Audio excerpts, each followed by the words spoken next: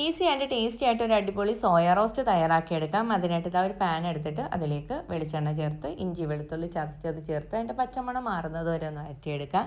ഇനി ഇതിലേക്ക് പച്ചമുളക് അരിഞ്ഞതും സവാള ചെറുതായിട്ട് അരിഞ്ഞതും ആവശ്യത്തിനുള്ള ഉപ്പും കൂടെ ചേർത്തിട്ടൊന്ന് വഴറ്റിയെടുക്കാം. സവാള ഒന്ന് വഴന്നു കഴിഞ്ഞാൽ ഒരു തക്കാളി ചെറുതായിട്ട് അരിഞ്ഞതും കുറച്ച് കറിവേപ്പിലയും കൂടെ ചേർത്തിട്ട് ഒന്നും കൂടെ ഒന്ന് വഴറ്റിയെടുക്കാം. ഇനി ഇതിലേക്ക് പൊടികളൊക്കെ ചേർത്ത് കൊടുക്കാം. മഞ്ഞൾപ്പൊടി, കുരുമുളക് പൊടി, ഗരം മസാല, മുളക് പൊടി, മല്ലിപ്പൊടി.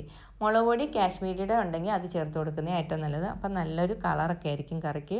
അപ്പോൾ ഇതാ ഞാനിവിടെ സാധാ ആണ് ചേർത്ത് കൊടുത്തേക്കുന്നത്. ഇനി ആ മുളകിൻ്റെയും മല്ലിയുടെയൊക്കെ ഒന്ന് പച്ചക്കുത്ത് മാറുന്നത് വരെ ഒന്ന് ഇളക്കി കൊടുത്തിട്ട് കുറച്ച് വെള്ളം ചേർത്ത് കൊടുക്കാം. ഈ സമയത്ത് ഉപ്പ് നോക്കിയിട്ട് ഉപ്പ് കുറവുണ്ടെങ്കിൽ അത് ചേർത്ത് കൊടുക്കാം. ഇനി ഇതാ സോയയും കൂടെ ചേർത്ത് കൊടുത്തിട്ട് ആ വെള്ളം വറ്റുന്നത് വരെ ഒന്ന് അടച്ചു വെച്ചിട്ടൊന്ന് കുക്ക് ചെയ്യാം.